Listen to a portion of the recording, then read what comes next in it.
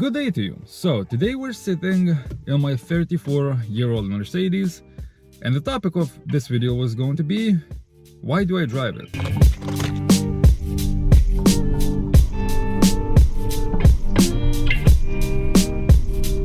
So there are two main reasons why I choose to drive this than any other, newer car, because there are, let's be honest, there are still cool new cars. But before I talk about it, I want to talk more about this car. So this is a 1992 W140 chassis S-Class. It has a 3.2 liter petrol engine, 170 kilowatts. I wanted an S500, but those are slightly out of my price range. But honestly, this car's great. It's sitting on 18-inch rims. They look decent. They are definitely scuffed. I like all four of them are not in a top condition, but they, looking from further away, they do look nice. Talking about the interior condition, I'd say it's 90%. There are some cracks, some small little things. There's something, slightly torn somewhere near the rear window, just itty bitty small pieces. Electronically, well, some things work, some things don't. Both front ABS sensors on both sides are completely dead. So I had this car nearly a year. This whole year I drove without a speedometer, unfortunately, but it is what it is. Those sensors are no joke expensive, so that's unfortunate. Both mirrors are broken, so driving slightly faster they start to wobble a bit, which is slightly annoying. Well, it is what it is. If I reach around 90 kilometers an hour, the wheel starts to shake slightly. Another issue that I still haven't fixed, the windshield is cracked, which you should be able to see. So the windshield is cracked. I am in talks of replacing it. I already talked to a person who's going to do it. So yeah, all in all, great car. It has its own issues as any other car. Another thing that I almost forgot to mention is that it has an aftermarket stereo, which unfortunately is dead. So I drive around with a JBL speaker in the car, which is honestly, it works well enough. I don't like really blasting music that loud, so it's enough. But now I think we should go for a spin.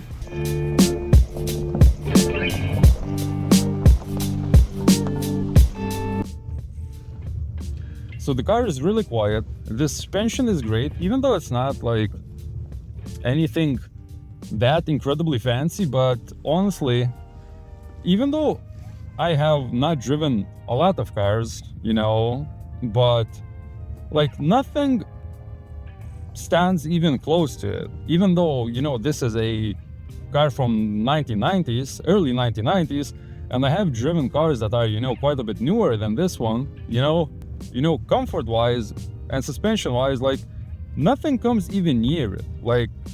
It's so comfortable and it's so quiet, and if I jump into any other car, I immediately think this sucks.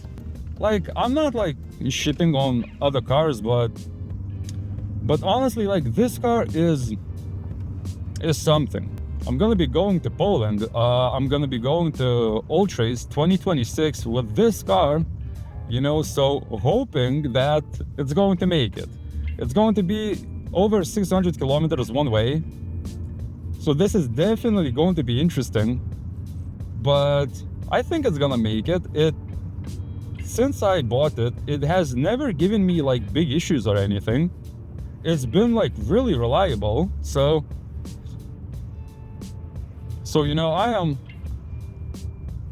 I am really trusting this car that it will make it.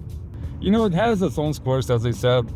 I stopped locking the car because, well, when I lock it, something happens to the driver's side door, and it just doesn't want to unlock, and then it just a whole bunch of shit when you need to unlock it. But other than that, like, the car is like awesome. It's stable on the road. I have my hands off wheel. It's driving completely straight. It's really stable. Like, it's an awesome car. But I guess now we need to talk about why did I buy this car and not anything else, not anything newer, maybe more fun or with more power. And the thing is, well, the number one thing is, well, I couldn't afford it. Recently, for example, I started to really like CLS. So I don't remember exact year that generation goes from. I think from 2010 maybe to like 2016, if I'm not mistaken. So, for example, if you would like to buy that, like, let's say CLS 500, if you wanted to buy a wagon, you could find one probably for 12,000 euros.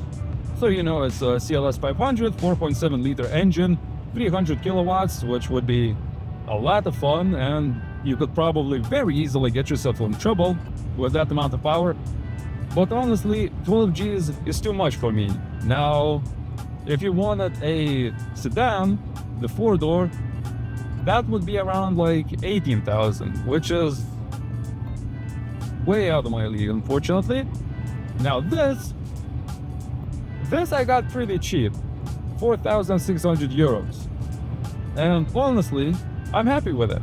So the number one reason why am I driving this instead of like anything new and cool and powerful is affordability. You know, I'm not rich, I'm kind of broke. And this was the car that I wanted and I could afford.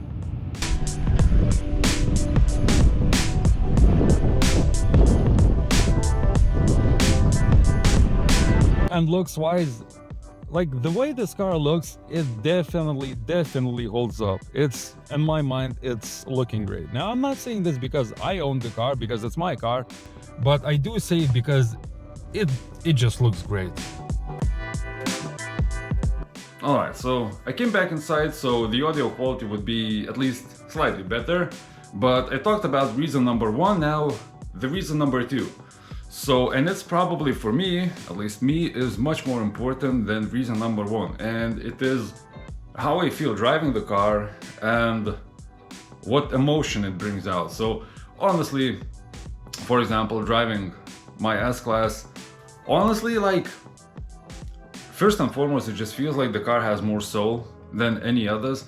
And it's just the vibe itself I feel driving it. I really enjoy it, and it doesn't matter if I'm cruising, if I'm going faster, or if I'm in the city or the countryside. I just honestly, I feel good sitting in the car, driving the car, and just basically overall experience of the car is great, which is probably the biggest thing for me when I look for like buying a car, because it's like the number one most important thing for me is how do I feel driving it. So for me, this car feels like it has soul, that it's, you know, it's just, it feels like, you know, that it has been built just in the era where things were like more passionate, there was more soul put into them, and it honestly, it feels like that.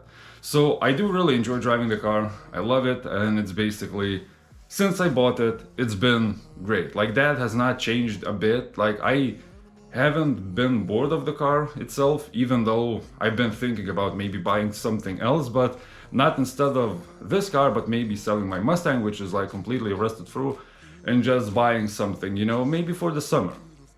So that's reason number two.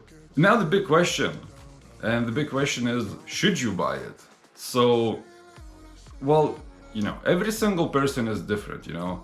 If you have a lot of family members and you have kids, Ferrari is not gonna be a car for you. If you want to go really fast, you know, and something nimble around the corners, this S-Class is not gonna be for you. So depending on your needs, if your needs are, for example, you want just something fun, something comfortable, something you feel good driving, then this S-Class is perfect. The W140, you know, is perfect, I'd say. It hasn't given me any issues whatsoever. Yes, like there are, you know, as I spoke before, there are things wrong with it, but they don't get in the way of driving. You know, driving without a speedo, yeah, it sucks, but I'm gonna get that fixed sooner or later. It's not a big issue. Some things don't work, which, well, it is what it is. Not everything works all the time, so that's not an issue for me. So if you want something comfortable, something reliable, I'd say, something that you enjoy driving, I'd say any 90s Mercedes would fit you. The issue is rust, of course. Basically, if we're talking about 90s Mercedes, if you want something light, nimble around the corners, maybe the mechanical gearbox, 190 would fit you great. Something maybe a tiny bit more comfortable, and maybe if you still want a mechanical gearbox, you can find an E-Class, the W124 chassis. If you want, basically, maybe, you know, a convertible to drive in the summer, you know, summer's coming up, a SL-Class R129 chassis would fit you great. I would really love to have that car. You know, I'm really considering, I'm not considering, you know, buying it because I don't have the money right now, but SL500 would be great. It would be so much fun to drive during the summer. And yeah, if you want something comfortable, yeah, the W140. So I'd say watch out for rust, and if you like a 90s Mercedes, then go for it. Because those cars are definitely great. Other than that, thank you for watching. That's gonna be it for today's video. Check out Perevia.store if you want to buy something cool. And yeah, see you next time.